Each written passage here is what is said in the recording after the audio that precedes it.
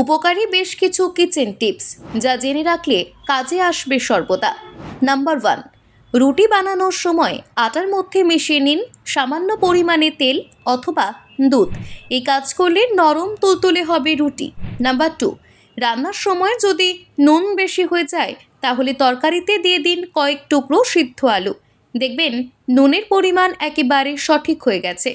Number 3, mixer গ্রাইন্ডারের ধার যদি কমে যায় তাহলে সামান্য পরিমাণে লবণ দিয়ে খালি মিক্সার গ্রাইন্ডার চালিয়ে নিন।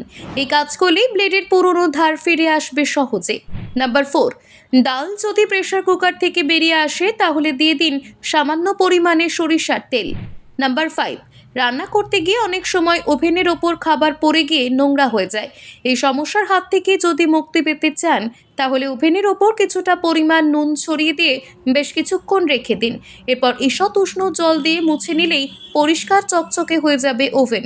নাম্বার 6, শাকসবজির সবুজ রং যদি ধরে রাখতে চান তাহলে রান্নার সময় সামান্য পরিমাণে চিনি মিশিয়ে দিন।